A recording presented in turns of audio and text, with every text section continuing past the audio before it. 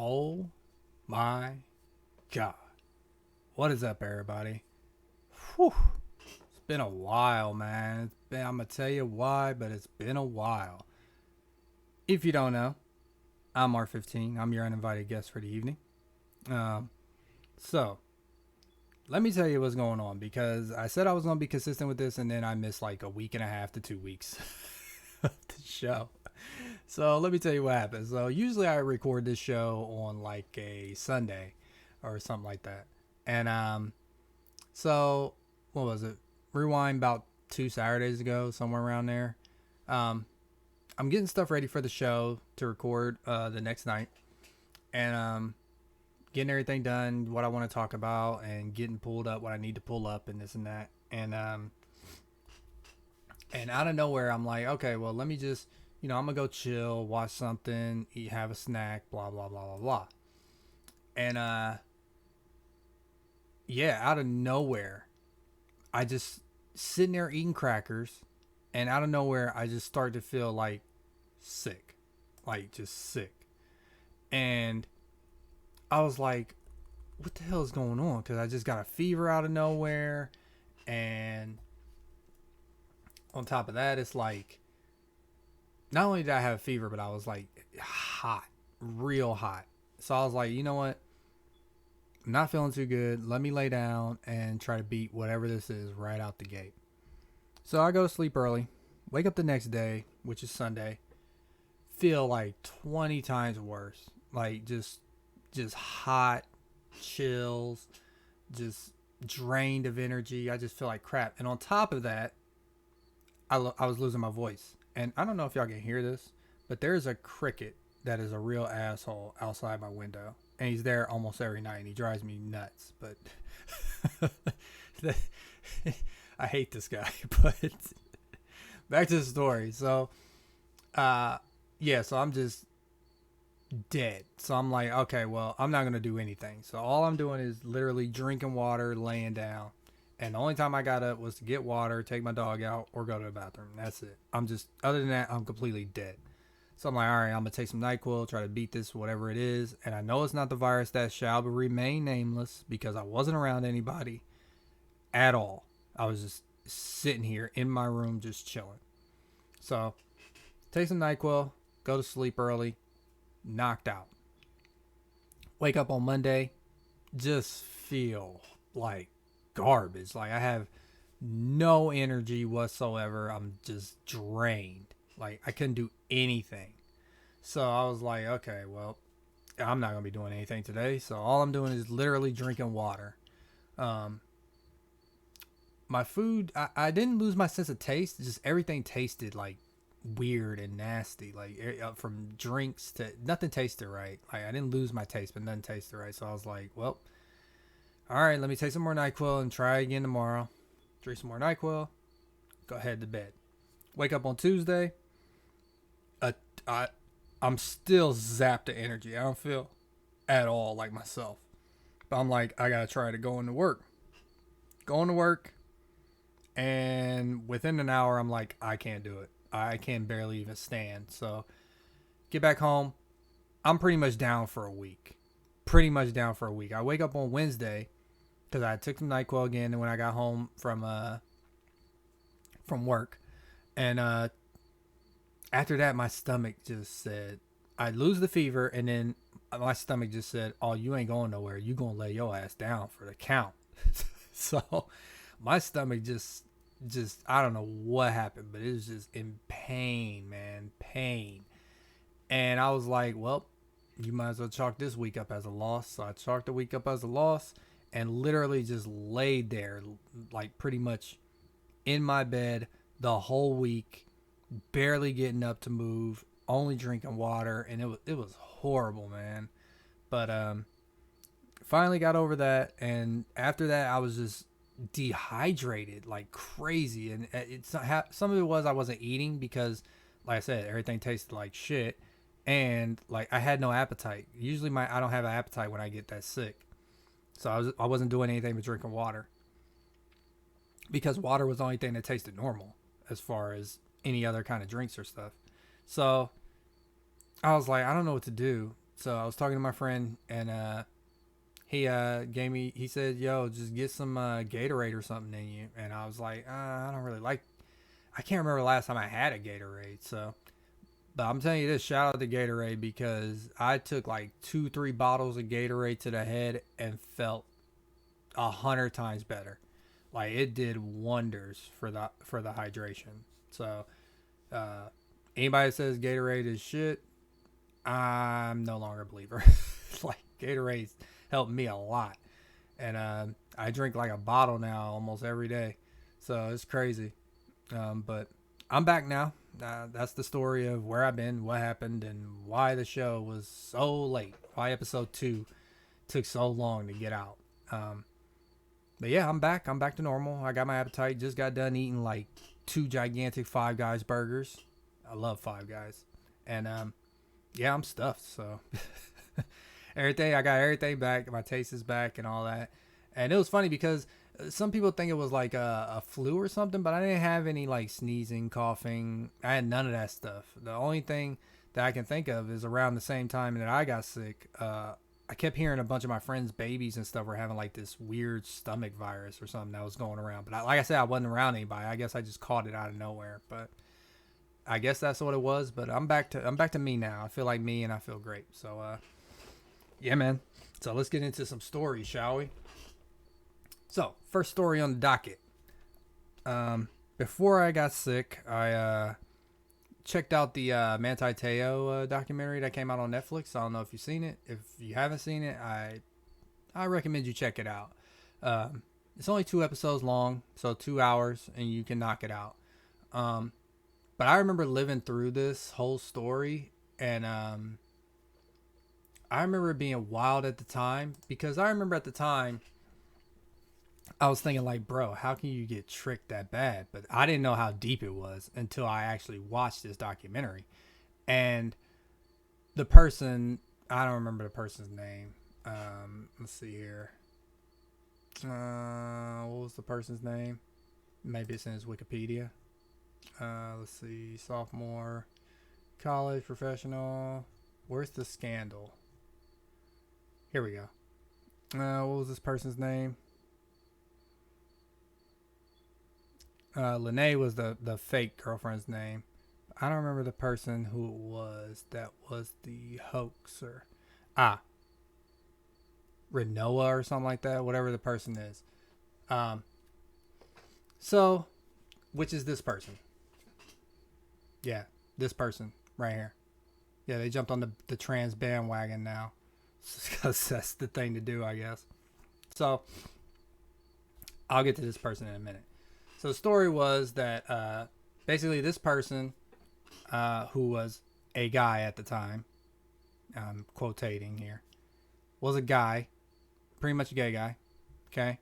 Tricked Manti into saying that he was a girl that this Rona, or whatever this dude's name is, there was a friend that this person had, and this person would ask for pictures of their girl, of the female, whatever. And he was then take those pictures and pretend to be that girl under another name and send them to Manti Te'o. Now, immediately you're probably thinking like me, which is like, how can you get tricked that bad? But you got to keep in context that this is before cell phones were a thing. So this was like some internet, it's not like you can't put it in terms of today's atmosphere as far as we got with the internet, and everybody's pretty much got internet on their phone and in their pocket. You basically got a laptop in your pocket all the time, you can video chat and stuff like that. Like the technology was primitive back then, so it was basically just pictures that they were sending from like emails or something like that. I think it was MySpace, as a matter of fact. Yeah, this is how old this story is. Now you probably get it when I say MySpace. But yeah, man. So, and then this dude had some kind of weird disguise in his voice technique where he could only do it in the dark, and I don't know. But that's neither here nor there. So the story goes, Manti Te'o, this person tricked Manti Te'o in saying he had a girlfriend, and Couple things with that. First off, not only did this person lie and say that it was the person in the pictures that wasn't, but also when it comes to timing, so Manti Te'o's grandma had died, and then this person's a piece of shit, by the way. I can't stand this fucker because not only did Manti Te'o's grandma die, but you think it's a good idea to say, oh, by the way, your girlfriend, your fake girlfriend, aka the pretend version of me, has died at the same time. Like what kind of psychotic piece of shit do you have to be to stoop that low? The man's grandma dies, and then you turn around and say, oh yeah, by the way, your girlfriend died, aka me pretending to be your girlfriend is dead now, right? Piece of shit, right? So Manti Te'o at the time was a big deal. He was a Heisman Trophy candidate. He played for the University of Notre Dame, and this was like one of the first times in years and years and years that Manti had actually, well, not Manti, but the Fighting Irish had actually made it to the national championship. Now they got stomped in the national championship, but he didn't win the Heisman either. I think he lost to Johnny Manziel. I think he did. I can't remember exactly because it's been like, I don't know, been like 3 weeks since I watched this documentary. It's been like 3 or 4 weeks to a month since I watched this documentary. But so I don't remember all the details, but I remember the main focus. Plus I lived through this, so I remember most of it. But yeah, not only did it cost him pretty much national championship because he was playing like trash, but when it came to the NFL time, now if you're a Heisman candidate, you're usually, and he was the top, I think he was the top defensive player in the country at the time, because he was no doubt the top linebacker, but he was a Heisman candidate as a defensive player, which is ridiculously hard to do. You got to really overachieve to do that. There's only been a few defensive players who have ever won the Heisman. I know Charles Woodson was one of them. I can't remember a lot of the other ones, but yeah. So fast forwarding, so I'm watching a documentary, and this piece of shit here goes and tells him, "Oh, I'm just gonna resurrect your girlfriend." Calls him and says, "Oh, it's me." Then gets the person that they've been using the pictures of to write some kind of weird note to with the, I think it had a date on it, to show it to him and be like, "Hey, I'm alive now." What kind of psycho piece of shit do you have to be to do that to a person, to mindfuck a person like that? Oh, your girlfriend's dead at the same time as your grandma. Oh, a couple months later, oh, I'm alive. I'm fine. But what the fuck, man? The amount of disdain I have for this fat piece of shit right here, and I don't care what anybody says about me, your body shaming, your image shaming. I don't give a fuck. This person's a piece of shit, and it deserves every shit that comes its way. All the shit that comes its way, it deserves it. Because I don't give a fuck about this. Oh, I want to be modern. Now I'm trans because it's the hip thing to do. Fuck off. You can fuck off. Hey, there's nothing wrong with being gay. I don't get it. If you're just gay, just be gay. Who cares? But this whole oh, now I'm really a woman. And the part in this documentary that pisses me off the most is towards the end. Towards the end, they try to make this a happy, like the music picks up and it's all cheerful, and they try to make it a happy story for this piece of shit right here. The piece of shit that tricked Manti. Now, not only did they lie, okay, Manti Te'o lost out on millions and millions of dollars because he was projected to go, I think, top 3 in the NFL draft. And if you're a top 3 player, that's an insane amount of money for a player. Yeah, I don't think Manti got drafted until the 2nd round, if I remember right. I can't remember exactly, but I'm pretty sure it was the 2nd round. But this piece of shit right here just made this man, just mind fucked this man the whole time. And then they try to make it a happy ending towards this person's story. No, fuck that. This person is a lying piece of shit, and I have absolutely no sympathy for him. None whatsoever. Not a drop of sympathy for this person. I don't give a fuck about nothing that they went through because of what they did. And in the show, they have no remorse, pretty much. It's no accountability taken, nothing. They don't, it's like, oh, well, I was confused and, blah, blah, blah. Do I feel sorry I did it? Maybe. But I don't really care because it's my journey, basically, is what they said. And fuck you, okay? Fuck this person. I can't stand this piece of shit. I can't stand this piece of shit. And the funny part is, like, I'm watching the documentary and they start the happy music and this person's doing some kind of weird ass dance. It's some kind of Polynesian dance saying, oh, well, in Polynesian culture, they don't really care. I don't give a fuck. You're a piece of shit. Flat out. You're a piece of shit. No happy moments. No happy moments for you. You show absolutely no accountability. You took no responsibility in that documentary. You still to this day don't take no responsibility. And Manti can forgive you. Manti Te'o can forgive you. Let me get him off screen because he's pissing me off. Manti Te'o can forgive you all he wants. That's fine. That's who you want forgiveness from. Okay, whatever. I don't give a shit. You will never be a good person to me in my eyes, ever. You'll always be this lying, manipulating piece of shit that is only worried about yourself. Only worried about yourself. Can't stand that fucking person. Like, I have a disdain for that person that is like no other. Like, you know what? I'm gonna move on because it pisses me off so much, man. People like that, like, God, man, I just can't stand that person. Just a total piece of shit. No accountability, no nothing. Just a shitty ass person, man. I swear. Let's see here. Let's move on. We'll move on because I'm getting too pissed. But check the documentary out. It's worth checking out. If you thought you knew the story, like I did, I thought I knew the whole story. It shows you some things that you didn't know that was going on. And if you take the context out of today's technology and today's cell phones and all that stuff, then you put it back in the time that it actually happened in, it makes a lot more sense why he didn't know.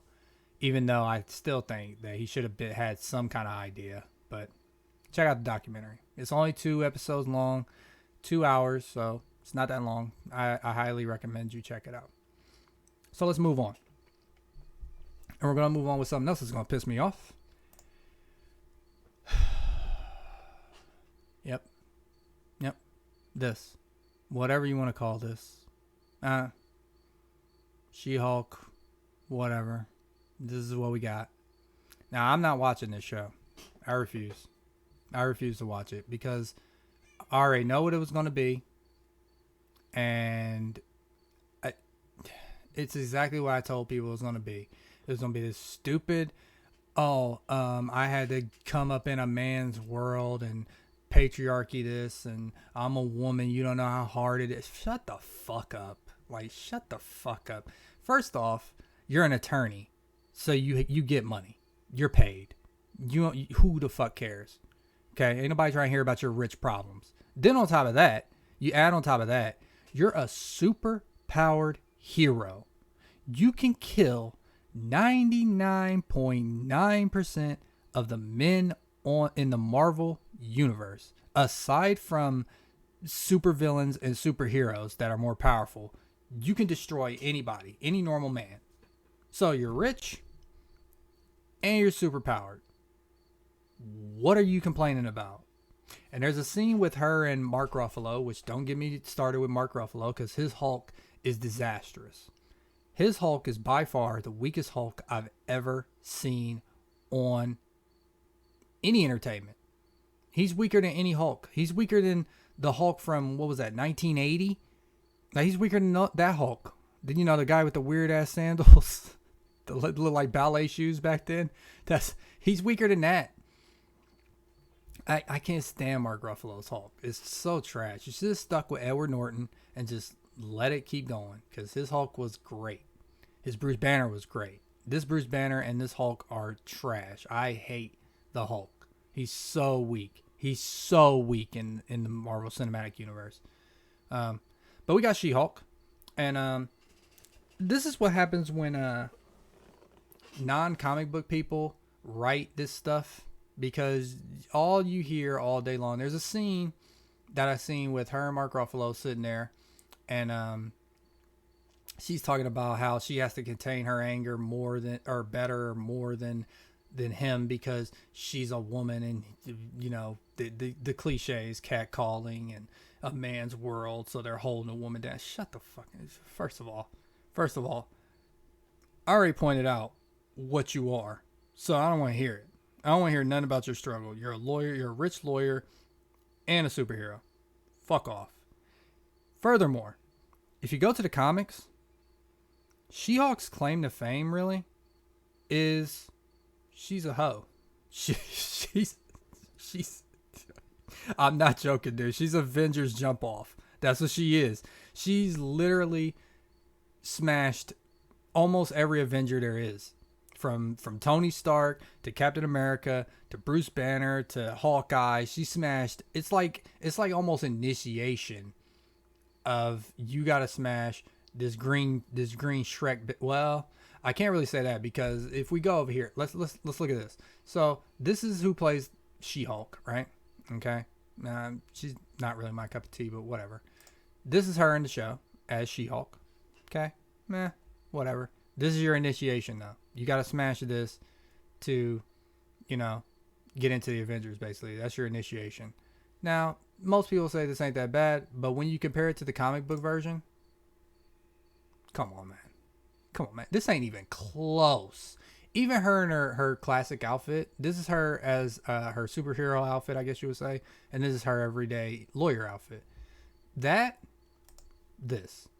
If I got to get initiated with this, I'm out. But if you initiate me with this, sign me up to be an Avenger. Sign me up.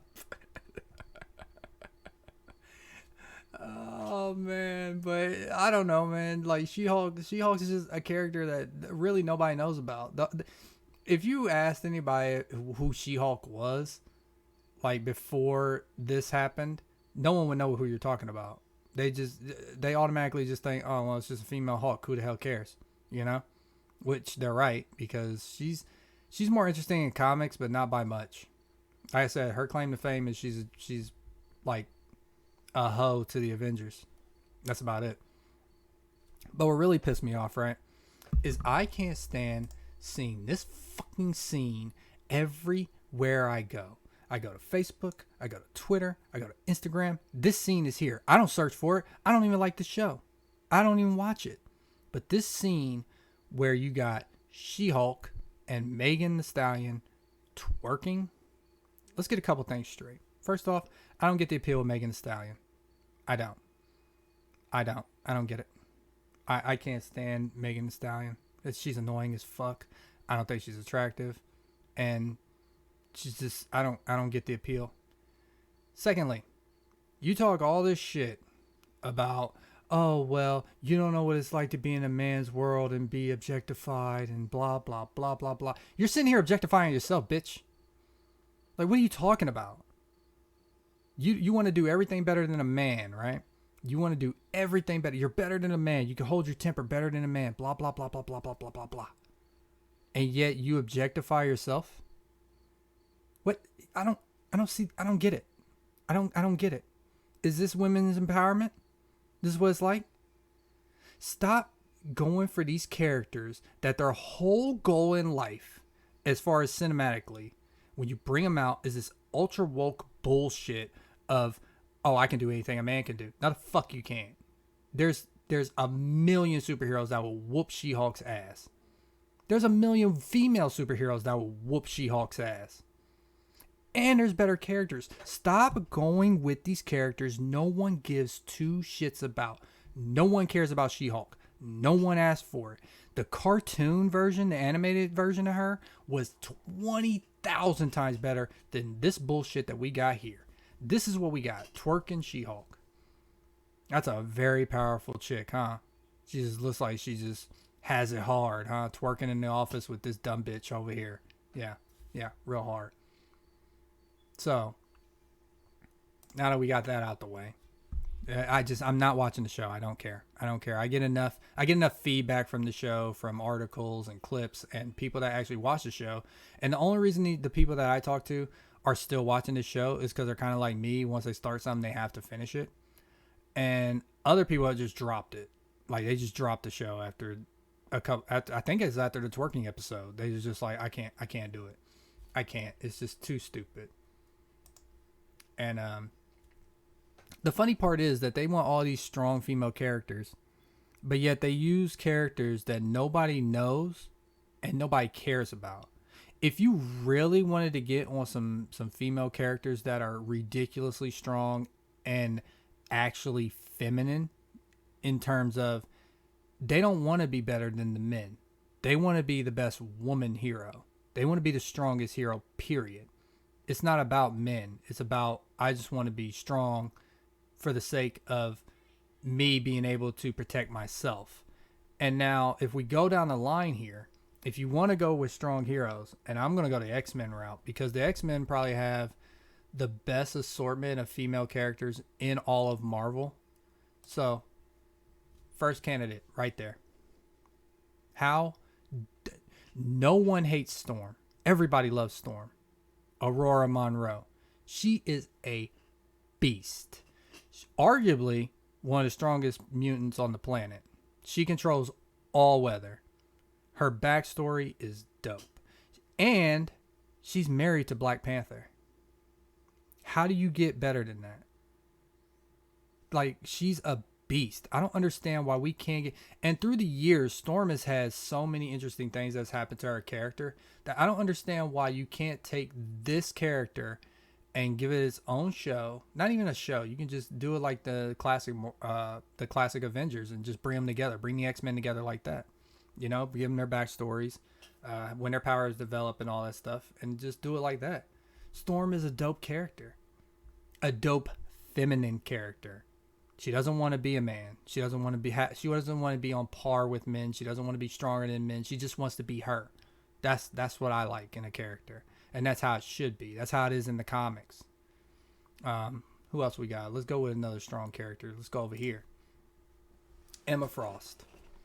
Now, I know a lot of people will be like, well, Emma Frost is a bad guy or a villain. Arguably. Sometimes she's good, sometimes she's bad. Most of the time she's bad, but Emma Frost is another dope character. She has a dope backstory. She turns into Crystal. And she's one of the strongest psychics in the world. She's dope. She's a dope character. Dope character. One of the characters I didn't put in here, which I'll type it in a minute when we get to it. But Emma Frost is dope. Also, you could put her story in and then have her come along as a villain as the X-Men. As you're building the franchise, you can build up her. People say, well, you can't really build up a villain, but that's not true because DC is over there building up.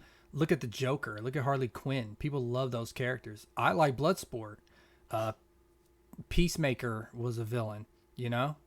So you can take these characters and they can be successful villains. The Suicide Squad is dope. That's one of the best comic movies that's been made. Not the Suicide Squad, not the one with Will Smith. Let's go with another character. Who else we got here? Jean Grey, aka the Phoenix, one of the strongest characters in all of Marvel. Now, Jean herself is pretty strong. I think she's the second strongest psychic behind Professor X. And then when she becomes the Phoenix, she just dominates everybody. She's ridiculously strong. And I know, oh man, what's her name? The girl that played Sansa Stark in Game of Thrones. Oh man, I'm blanking on her name. I don't remember her name, but the redhead chick.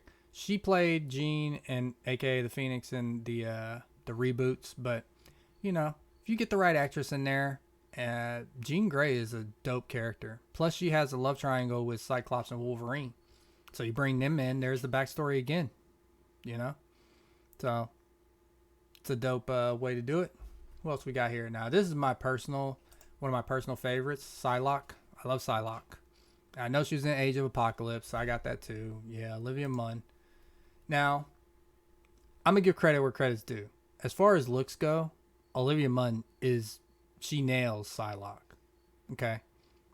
Now the acting, on the other hand, and not even the acting as much as it was the writing for the character in Age of Apocalypse was just bad, man. It's just there was no substance to it. They did no justice to this character. Like they didn't explain her powers well. They didn't go through her backstory well. Like it's just like, man, y'all just messed up one of the best characters y'all got. And then the other character, let me see, let me pull it up real quick before I get too far along. Let me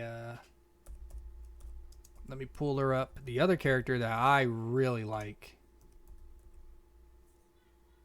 as far as Marvel goes, actually is an X-Man.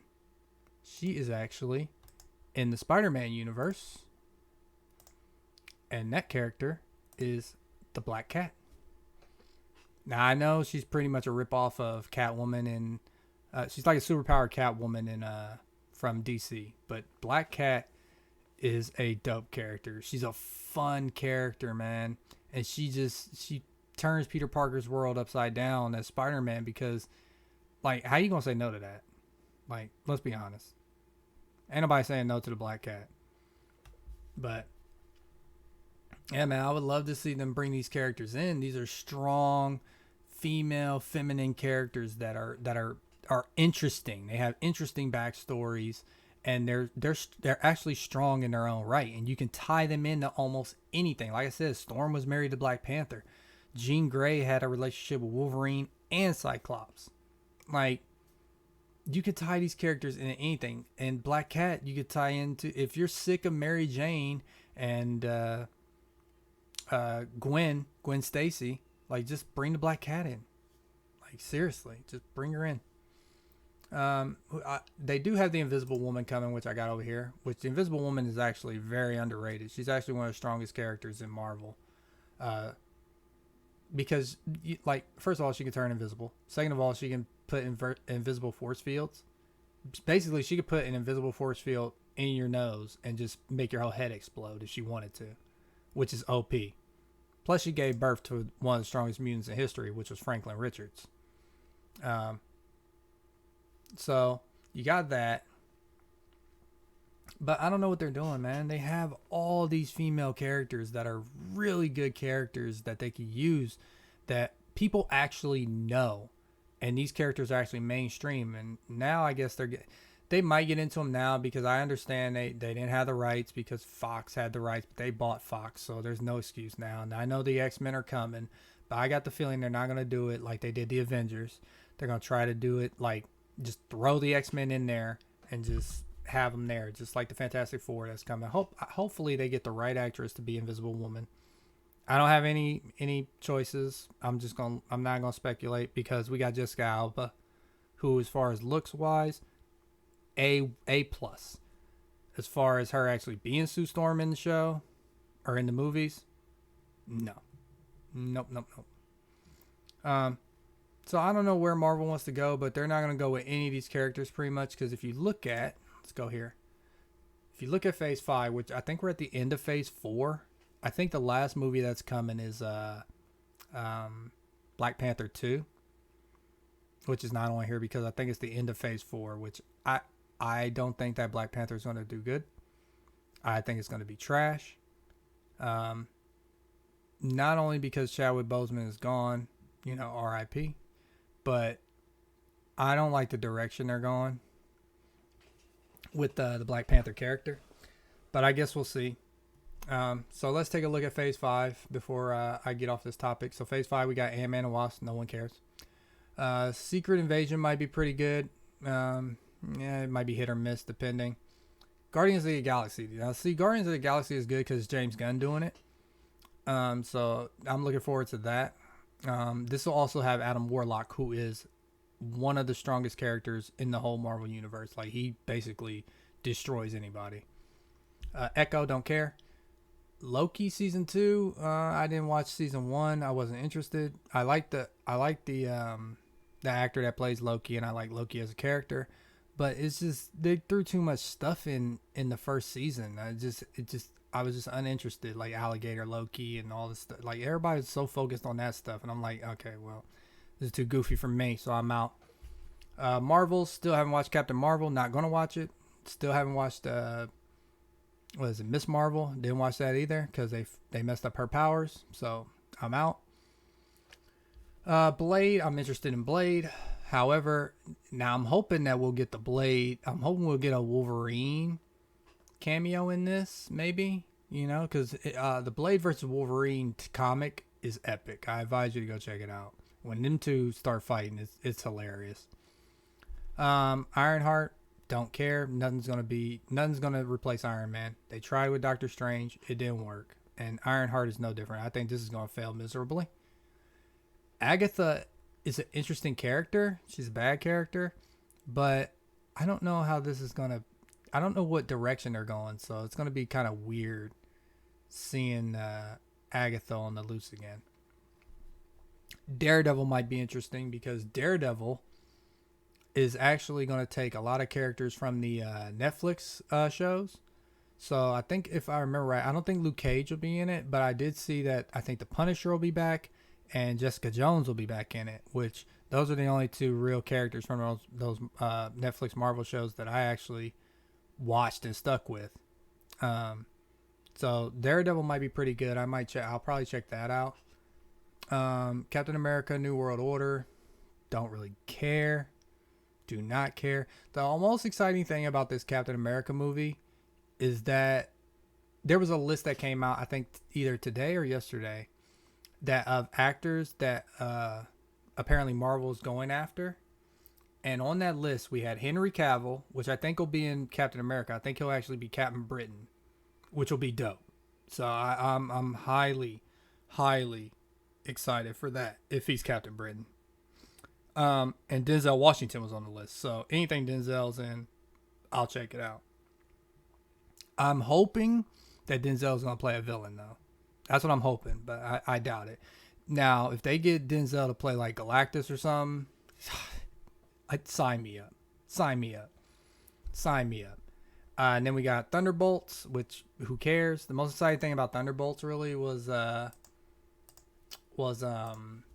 they said that I think the leader of the Thunderbolts is going to be Black Widow's sister. I believe that was what it said. Let me check out if I can pull up phase. What is it? Phase 6, I think. Is it phase 6? Yeah, here we go. Okay. Let's pull up phase 6 and see where we're at. So here we go. Thunderbolts is where we left off. Okay. Then we get the Fantastic Four. Now, like I said, we're going to have to wait until, we see who the casting is. But there's that. We can look forward to Fantastic Four. I don't know what's supposed to go here in winter. Maybe they haven't gone through what was going to go here. Then you get the Kang Dynasty. Yeah, whatever. Kang's okay. Kang the Conqueror is okay. He's going to be, obviously he's a bad guy. But I don't know who the Avengers are going to be. Are we going to have Fantastic Four join the Avengers in this? Or is it going to be like two teams? Like, I don't get it. Because as far as I know, the Avengers are going to be Ant-Man and Wasp, stupid Marvel, whoever the new Black Panther is. I don't think Blade will be in the Avengers. The new Captain America and the Winter Soldier. Daredevil will probably be in there finally. The Thunderbolts won't be in there. But then you got that. And then Secret Wars, it might be good. I'm thinking Secret Wars might be the saving grace here. Out of all the things here, the only thing I'm really excited for is probably Blade, Fantastic Four, and Secret Wars. To be honest, that's the only things that's got me like kind of excited. But so that's our plans with Marvel. Hopefully they'll come out with some X-Men news soon. Like seriously, like the X-Men are your next cash cow. Like if you do them right, then you won't have to worry about money ever. Like seriously. So there's that. But like I said, that She-Hulk, going back to the original topic, which is She-Hulk, I'm not watching that trash. I'm not. However, leads me to my next topic. What I am watching, and everybody probably already guessed if they know me, House of the Dragon. We're already on episode 3, and here's the deal. Everybody who knows me knows I hate season 8 of Game of Thrones with a passion. I hate it so much. And the show really went downhill. Started going downhill, I would say, around season 6, maybe. Somewhere around that. 5 or 6 is when it started to go downhill because basically they ran out of source material. And they were just winging it. And they weren't asking George R. Martin for what he would do. They were just going off their own ideas that Benioff and the other jackass, these two idiots. So I was like, I'm done with Game of Thrones, man. I can't watch anymore. And then I heard this was coming out, and those two jackasses weren't going to be nowhere near any more Game of Thrones projects. And I was like, okay, you got me back on board. One, because those two jackasses are gone. That's one. That's the big one. Second one, this story takes place 200 years before Game of Thrones, before the Game of Thrones show. So, this story in the books is absolutely complete in the source material. So there's no need to deviate, even though I think they said that George R. Martin is there as a consultant / writer, one of the two, to fill in some holes actually in the story. So in the books, some things aren't as clear. And as we go along, I guess George R. Martin is going to be putting more detail into those parts of the story with this show. So far, the show is great. I love the show so far. It's great. The actors have been great so far. And I'm fully back into Game of Thrones. And it's because basically they're going to finish this story because it has an actual ending. And I believe that this will lead into Dance of the Dragons, which is like the Targaryen Civil War towards the end. Now, they said the goal for this show is to go from, I think it was 4 or 5 seasons, because it's a completed story. So they're just, that's when they think that they'll run out of material, because that's when Game of Thrones started running out of material. So their goal is about 4 or 5 seasons, I guess. And it's already been greenlit for season 2. And here's the killer part. So season 2's coming, and these two are being recruited. Henry Cavill, Elizabeth Olsen, Scarlet Witch, and Geralt of Rivia, aka The Witcher. I have no idea, because these are two gigantic actors, and usually Game of Thrones doesn't do that. Usually Game of Thrones doesn't throw gigantic actors into their show. So this is kind of a different pace. Now, I don't know who these two will play, because on one hand, you got Elizabeth Olsen here with her fine ass.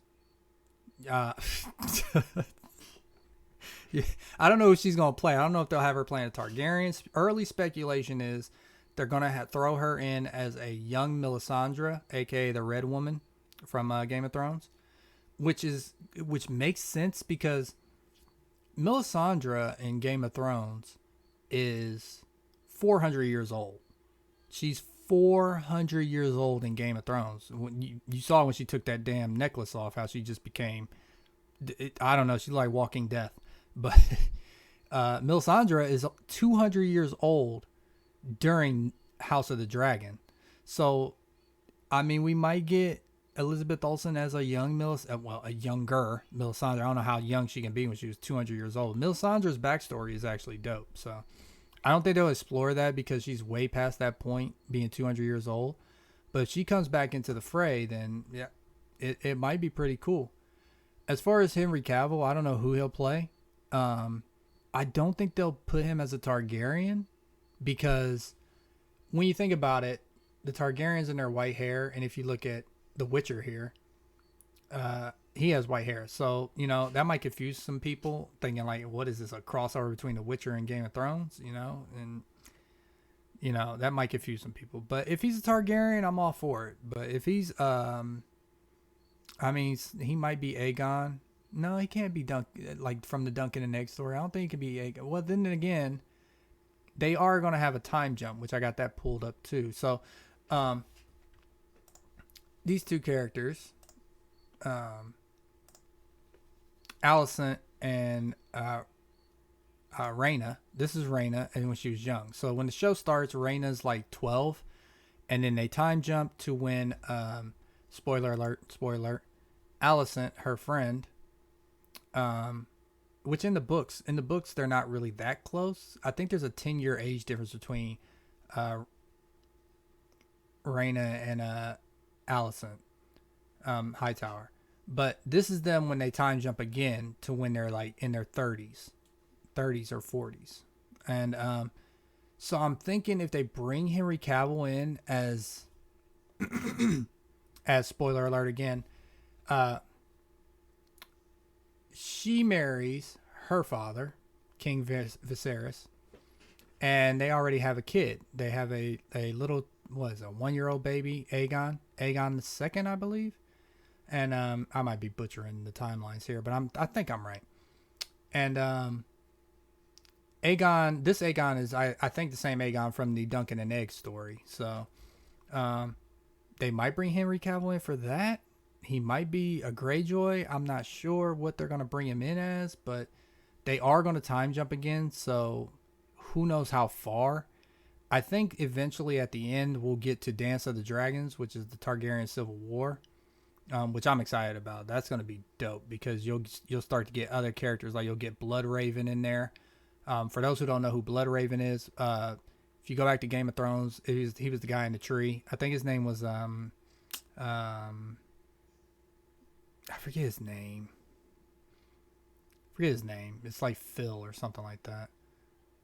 But he was the guy in the tree, basically. The three-eyed raven. He's Bloodraven, and Bloodraven's story is ridiculously complex. He's more complex than Daemon Targaryen, because first off, him and his brother were fighting, I think, over their sister, who was their sister. I think her name is like Sea Star or something like that. She was like the most beautiful. I can pull her up. Let me see if I can find her. See if I can start finding some of these people.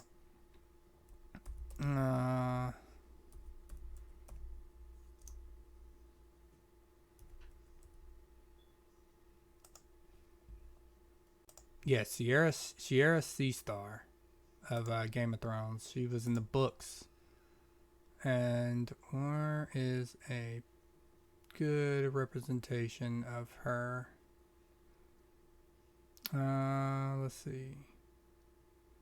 I don't know who's gonna play her. I have no clue.